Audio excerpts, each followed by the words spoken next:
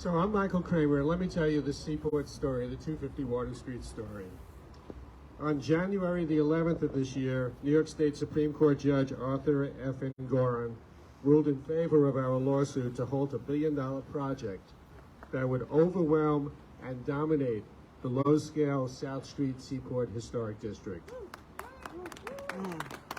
The lawsuit challenged, among other issues, that the LPC validating the developer's attempt to link funding for the Seaport Museum to its 250 Water Street development, linking a nonprofit to an inappropriate project, a tactic often used to provide political cover for city planning commissioners and electeds to provide community benefits. LPC Chair Sarah Carroll and the LPC senior staff knew it would be outside the LPC purview for commissioners to be influenced by the promise of museum support and some affordable housing units that HHC linked to its proposal for 250 Water, but were nonetheless complicit in HHC's employing this tactic. As revealed in internal communications obtained through over 3,000 FOIA requests, and we have one of our heroes here, Joanne Lohman, who read them all.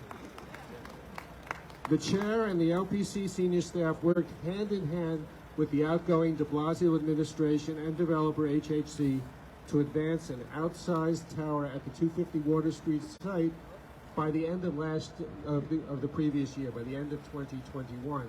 And why did they do that? Because this gentleman, Christopher Marte, was coming into the City Council in 2022. So this was back to Margaret Chin and Gail Brewer, the outgoing Manhattan Borough President. The Landmarks Preservation Law entrusted to a politically independent city agency the responsibility to preserve historically and architecturally significant buildings and districts that are valuable and important to the city as a whole. It created the LPC and gave its members staggered terms of definite duration to insulate them from the political pressures that wealthy real estate developers might bring to bear in support of projects that contradict the city's interest in preservation. During the LPC review process for 250 Water, 10 commissioners were serving at will under expired terms, making them vulnerable to influence from the de Blasio administration and now the Adams administration if they wish to continue in their positions. LPC staffers faced a year-end deadline with an expedited timeline. If the 250 Water approval were to go unchallenged, it would demonstrate to developers that the LPC is now open for business to offers of neighborhood amenities in return for a building that is clearly alien to our historically valuable sites and overrides historic preservation safeguards embedded in the New York City Landmarks Law. So we got our decision on January the 11th. On January the 13th, they appealed this decision ready to the First Department. We're now fighting again up at the First Department, and we hope to have a decision sometime in May or June. And if we win again, maybe they're going to appeal again and go up to Albany and the chief judge.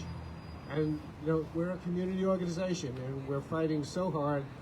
Kudos to our attorneys, including Reed Super, including Michael Gruen, including Vittoria Fariello, and others.